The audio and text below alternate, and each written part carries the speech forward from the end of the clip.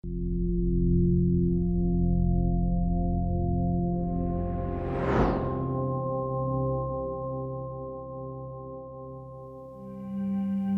crying. Stop with the tears. Don't cry. Pick yourself up. Stop with the emotion. Don't be a pussy. Don't let nobody disrespect you. Be cool and be kind of a dick. Always keep your mouth Nobody shut. likes a tattletale. Bros come before hoes. Don't let your woman run your life. You a bitch. What a fag. Get laid. Do something. Be a man. Be a man. Grow some balls.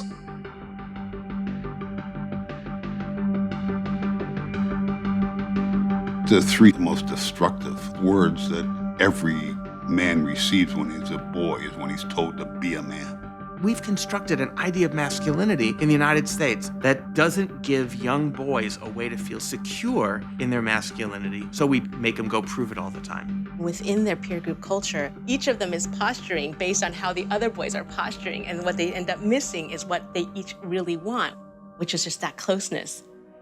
In good times, guys are like really close to each other, but when things get a little bit worse, you're on your own. From middle school, I had 4 really close friends. Once I kind of went into high school, I struggle finding people I can talk to because I feel like I'm not supposed to get help. Our kids get up every morning. They have to prepare their mask for how they're gonna walk to school. A lot of our students don't know how to take the mask off. What is it you don't let people see? Almost 90% of you have pain and anger on the back of that paper. If you never cry, then you have all these feelings stuffed up inside of you, and then you can't get them out. They really buy into a culture that doesn't value what we've feminized. If we're in a culture that doesn't value caring, doesn't value relationships, doesn't value empathy, you are going to have boys and girls, men and women go crazy. I had anger issues in high school. I felt like an outcast. I've been suspended at least once every year I was here. We would just look for trouble and just like try to fight. Boys are more likely to act out. They're more likely to become aggressive. Most people miss that as depression or see it as a conduct disorder or just a bad kid. I felt like just giving up on life. You know, I actually had suicide thoughts in my head at 6th grade.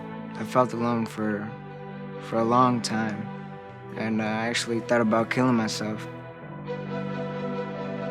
Whether it's homicidal violence or suicidal violence, people resort to such desperate behavior only when they are feeling shamed and humiliated or feel they would be if they didn't prove that they were real men. If you're told from day one, don't let nobody disrespect you, and this is the way you handle it as a man, respect is linked to violence. If I can man up, why step down from that, you feel me? It's like instinct. So man up. Man up. Man up. Man up. Pull some fucking balls. Act like a man. Be a man. Be a man. For my kids, I was gonna end this hyper-masculine narrative here.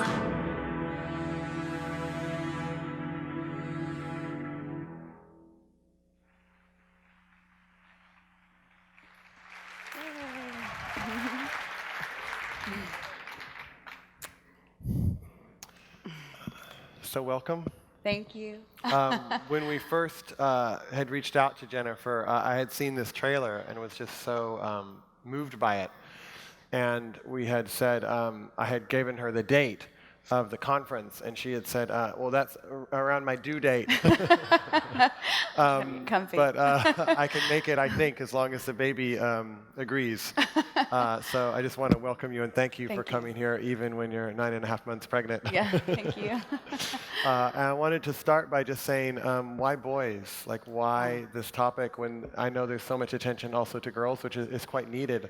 But what inspired you to really look at the conditioning and the orientation around boys? Yes, thank you. That's a great question. So essentially, when my first documentary as a director, Misrepresentation, premiered, I traveled all over the world to places as far away as Abu Dhabi and Singapore and as close to home as neighborhood schools. And everywhere I went, people thanked me for misrepresentation, but inevitably there would be a few people in the audience who asked about our boys. And some even said, well, isn't there a boy crisis going on? And how can we help our boys be a part of the larger gender equity solution? Now, I was pregnant with our son Hunter at the time that I was traveling around, and curious, as I was raised with one of 5 girls, curious about raising a boy, and really concerned about this boy crisis. So we started delving into the research, and what we found was that compared to girls, boys were more likely to be prescribed stimulant medications, boys were more likely to be diagnosed with a behavior disorder, boys were more likely than girls to be expelled from school or kicked out of school, or fail out of school, more likely to binge drink, more likely to commit a violent crime, and boys were more likely to take their own lives.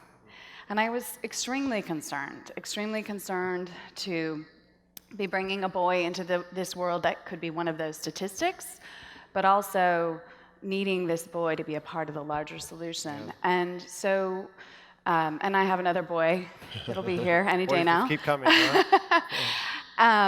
And so it's been an incredible journey, and we just felt like we needed to turn the lens from girls onto boys. Right. We're in this together, right? Yeah. All of this, everything that's going on with girls, men need to be a part of that solution. Right. Everything that's going on with boys, women need to be a part of that solution. Right. Thank you.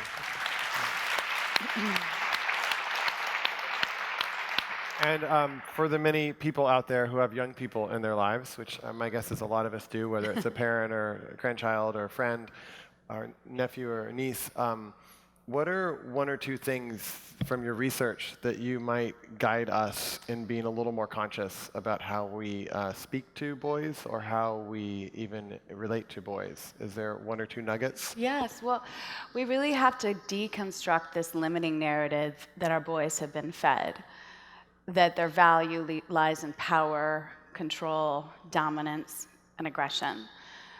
It's up to us to help boys stay connected, keep their heads connected to their hearts, not repress their emotions. So many studies indicate that boys are born more sensitive than girls at birth, but that we socialize that sensitivity out of them. I would argue my son's more sensitive than my daughter's.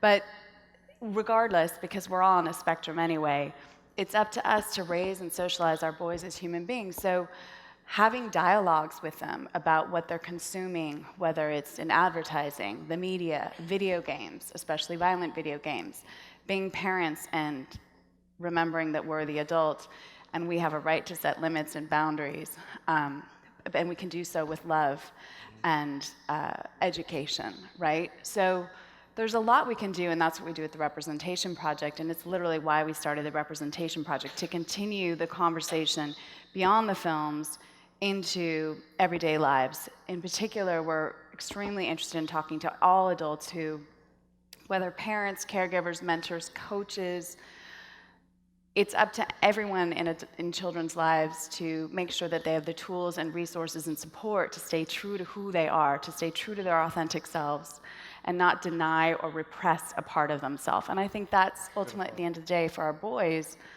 that's what's going to kind of be the tipping point of change, is if we can support enough young boys in staying true to who they authentically are, staying true to their empathic, natural beings. Right, which sometimes is sensitive and vulnerable, and a lot of things that the conditioning doesn't provide a lot of welcoming space for. Exactly. Yeah. Yeah. And so how did you, because you were an actress. Yeah, briefly, after business and then school. you decided to switch roles. Yeah. And was there a turning point in your life, or nothing against being an actress, of course, but no. Was there a turning point in your life where you felt like, hold it, I've got something to say, yes, and I need to change my life? Was there like an aha moment, or is it just kind of a gradual shift into this new role of making kind of social change films? You know, I happened into it. Essentially what happened was when out of Stanford Business School, I was, yes, go GSP. I was in the entertainment industry, acting and producing, and my acting agents at the time told me to lie about my age, I was 28 at the time, and take my Stanford MBA off of my resume because they felt like that would be too threatening. I didn't do either, but I started to question this culture, right? And the normalization of gender roles. And what I noted, obviously, is the lack of power and agency of women, not only in front of the camera, but behind the camera. And in particular, the underrepresentation of women in positions of power and influence in the industry. And so I started meeting with female directors to ask them if they would help me make this documentary. I'd produced before. And what I found was that basically all the women filmmakers who I approached loved the idea of this film that ultimately became Misrepresentation, but were afraid of being blacklisted. And I realized if I wanted to get the film made, I would have to make it So myself. if they produced a film that talked about feminine needs, that all the male executives in Hollywood Wouldn't hire them. wouldn't have them. Okay. Yeah. Got it. And so I'm just, I don't know, So now you're stubborn maybe. I was just determined. And I basically just set out to make it and I liked being directed. I had no idea that I wanted to be a director, but I was so grateful that I took this leap of faith and did it. And it was really a gift to me because, you know, I haven't looked back since. I love filmmaking and I love it from the director's seat. Got it. And then how do you step out into different communities and roles? Because what I love about your work is you go to different people and from different economic situations and backgrounds. And how do you engage them in a way? Because I could see some people would see you and have this have this perception of like, oh, her husband is Gavin Newsom. She lives this easy life. She doesn't really sensitive to these issues. Sure. And so you have to connect to these different people. Do you find that challenging, or how does that? So my whole life, I feel like, has been dedicated to women's and girls, and now increasingly family issues, poverty issues in particular. I lived in Africa and Latin America when I was both in high school and college, and ultimately worked with indigenous communities both in Africa and Latin America, helping them to create microenterprises. And I've always been very focused on others in that regard. So I think, you know, my stint as an actress unfortunately colored people's representations of me, hence misrepresentation, right? For all of us. And so it's not hard for me, I don't think, to put, I mean, look, everything's relative, and it's, of course, I haven't walked in the same shoes as this person over here or this person, but if you come from a place of curiosity and you come from a place of gentleness and love and empathy, it's, I think, you know, if you're just yourself and honest and raw. I mean, I had to be very raw when we interviewed the young men who were juvenile offenders in San Quentin. I told them about my own loss, where I lost my older sister a few days before my 7th birthday, and I blamed myself for her death. And I share that because that they ultimately were accused of committing these violent crimes and sentenced for life. And I think it shocked them that this, you know, blonde lady who was, you know, interviewing them had a similar story, was perhaps in the wrong place at the wrong time, but wasn't punished the way they were, because clearly it was an accident, but theirs was probably an accident too. So anyway, I share that just because I guess, you know, I quite enjoy spending time with people and being real and unmasking and showing them that it's safe to unmask themselves. Beautiful, beautiful. Yeah. And for people out there who are passionate about doing a project, they might not want to do a feature film, right? But they have something that's stirring them, you know, whether it's boys or girls, or something that they feel like is a voice that they want to get across. Do you have any thoughts on how to kind of nurture that and follow that? It sounds like you started interviewing people to get more information, but I know people out here also feel like they're drawn to an issue, and I'm curious from your own experience how you have kind of begun to cultivate that in a way that does service to that voice. Yes. You know, you just have to do it. You have to be fearless. And look, when I set out to make Misrepresentation, everybody told me that, you know, I was crazy to be doing this. You know, who was I to think I could make this film? This film had been made before. We'd already achieved parity in the United States of America because Hillary Clinton had run for the presidency. She'd run for the presidency, therefore we'd achieved parity. That we had bigger problems overseas, and I'd lived overseas, and I said, well, hang on, it's all relative. We have problems here in the United States that we need to deal with. And so, you know, I just think, you've just got to like overcome all the obstacles and the naysayers if you really, really, really believe in the story that you want to tell, and you just have to do it. And as long as your passion and purpose are aligned and you're doing it for the right reason and you're not doing it to make money, because you don't make money in documentary film, it'll happen, you know, and you'll start attracting the right people. You'll attract some of the wrong people.